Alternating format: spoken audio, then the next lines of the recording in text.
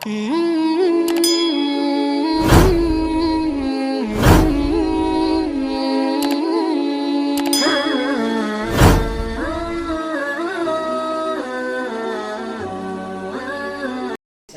bedanya masjid dengan musola?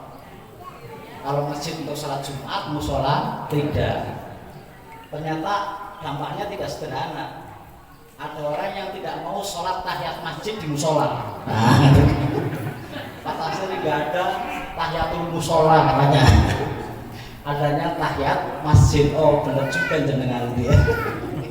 Jadi nggak mau tahiyat masjid karena yang didatangi bukan masjid tapi musola.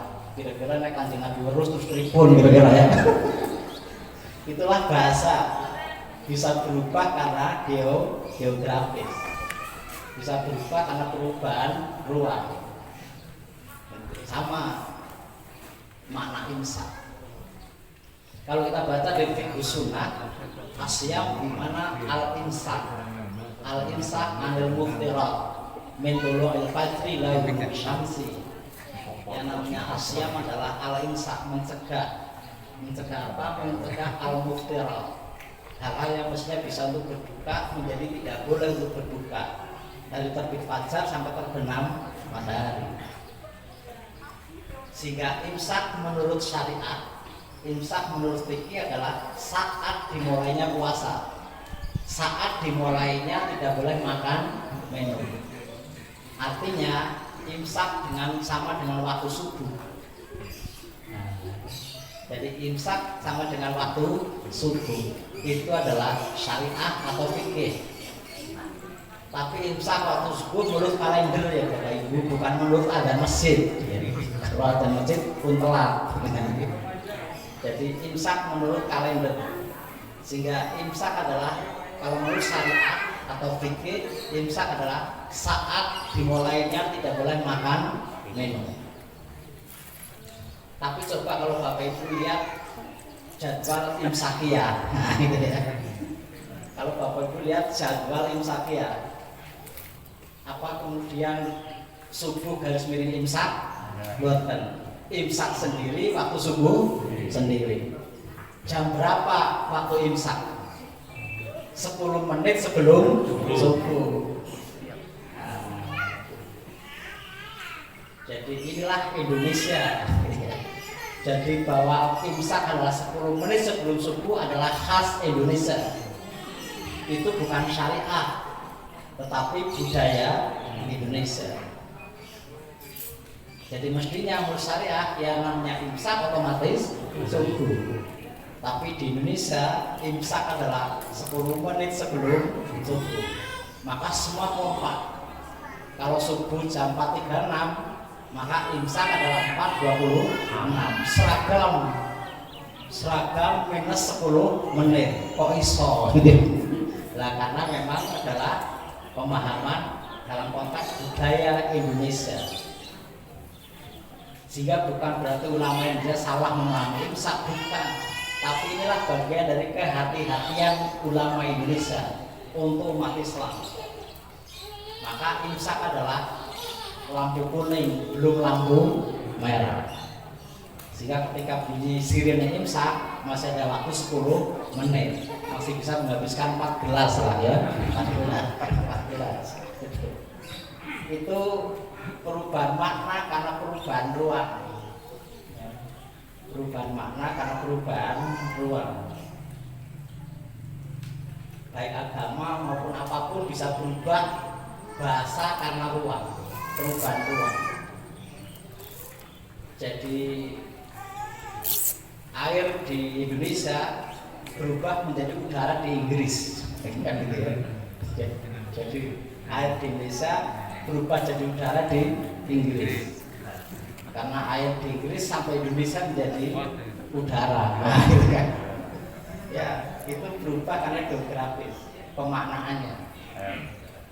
Beol di Arab Saudi menjadi buang air kecil di buang air kecil di Arab Saudi berubah menjadi buang air besar di Indonesia. Abul. Beol kan BAK, di Indonesia menjadi BAB. Jadi Jadi berubah karena perubahan ruang. Itulah makna bisa berubah karena ruang, bisa berubah karena ruang, bisa karena waktu. Inilah namanya fikih Bapak Ibu. Sehingga fikih bisa berubah karena perubahan ruang waktu. Sehingga di dalam Islam syariah selalu berubah sesuai perubahan ruang dan waktu. Itulah maka menurut saya Muhammadiyah mengubah waktu subuh. Nah, dari minus 20 derajat menjadi minus 18 derajat. Resikonya waktu subuh molor 8 menit.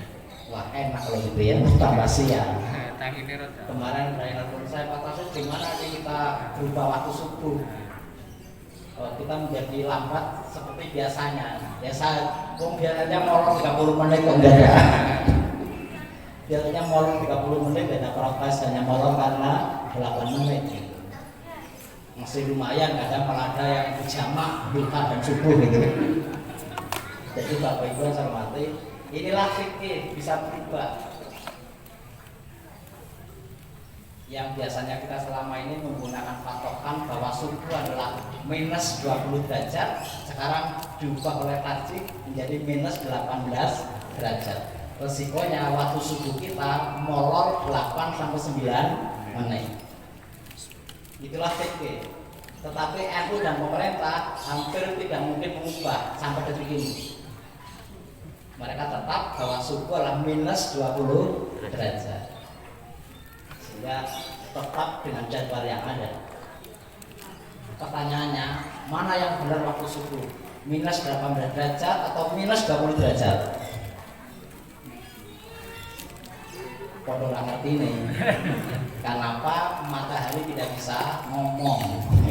Itu kan posisi matahari. Inilah fikih Bapak Ibu, sehingga fikih adalah relatif kebenarannya. Yang mutlak benar adalah syariat. Tidak mungkin syariat salah, tapi fikih bisa salah. Fikih bisa relatif. Maka begitu sampai fikih kita berbeda keputusan. Yang satu minus 18, yang satu minus 20.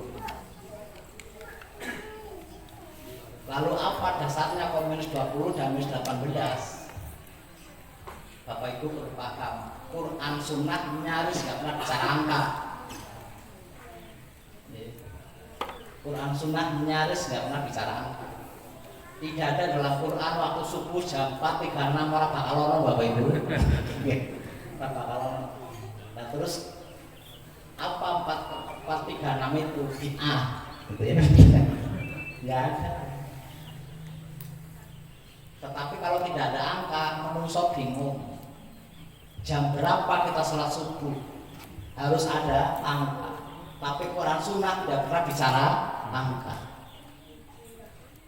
Quran hadis hanya bicara pada level kualitatif, tidak pernah kuantitatif.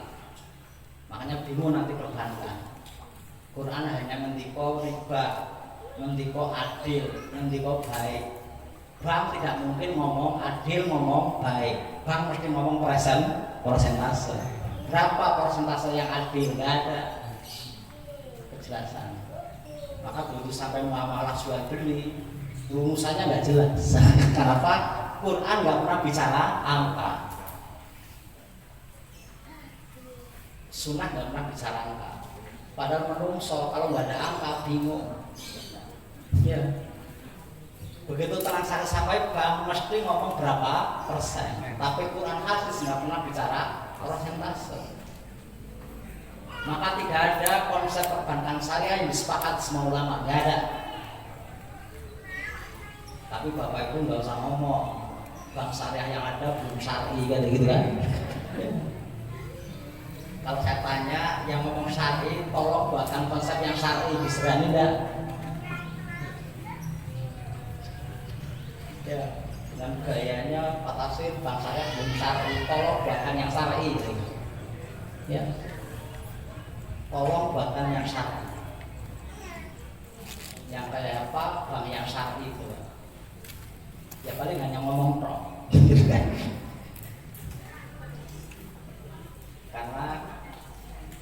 Jadi Quran hadis hampir nggak pernah bicara angka. Tapi begitu sampai menungso harus ada angka. Karena apa? Agama harus diamalkan. Untuk bisa diamalkan harus ada pedoman yang konkret, yakni angka. Itulah maka Bapak Ibu ada syariah, ada fikih. Syariah adalah landasannya, fikih adalah detailnya. Kapan waktu subuh? Waktu subuh yang syar'i yang di surat Al-Baqarah ayat 187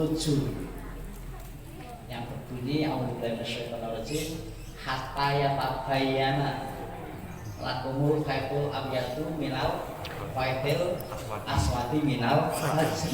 Itulah syariat. Jadi kalau nggak ingin berdebat masalah jam berapa sholat subuh, silakan monggo besok pagi-pagi Bapak Ibu jam 3 datang keluar bareng-bareng nonton benang hitam dan benang putih. Nah itu waktu subuh menurut syariat jam piro kira-kira. Masa benar itu menerangi benang merah dan benang hitam dan benang putih. Tapi itu syariat. Sehingga kamu mulai tidak boleh makan minum adalah ketika kamu bisa membedakan mana benang hitam dan benang putih. Itulah juga waktu subuh.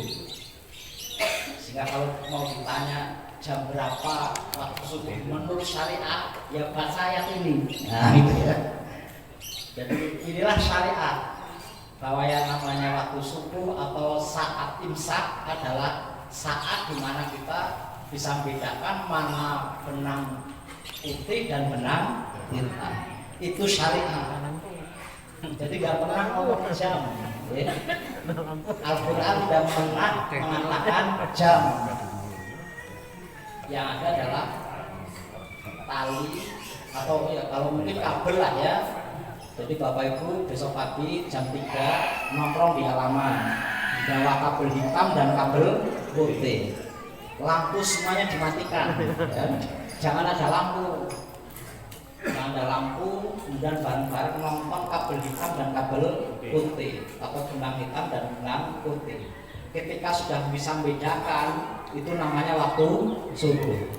Kira-kira kalau orang sama masjid ini nonton bareng, ketemu waktu sama enggak?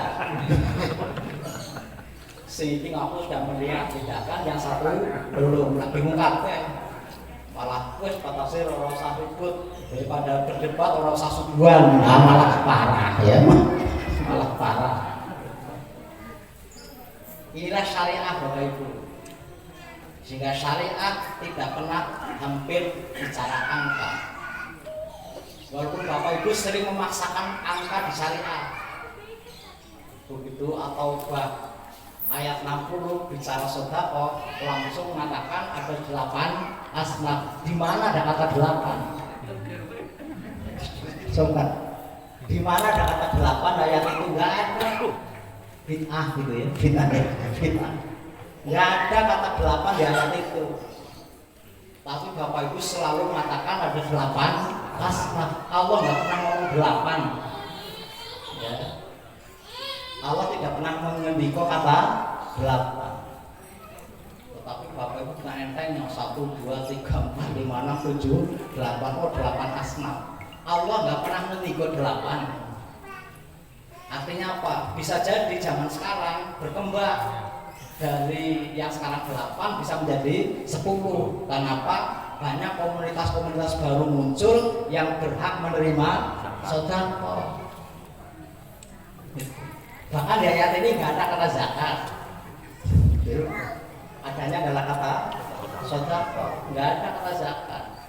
Tapi kenapa Bapak Ibu menafsirkan zakat?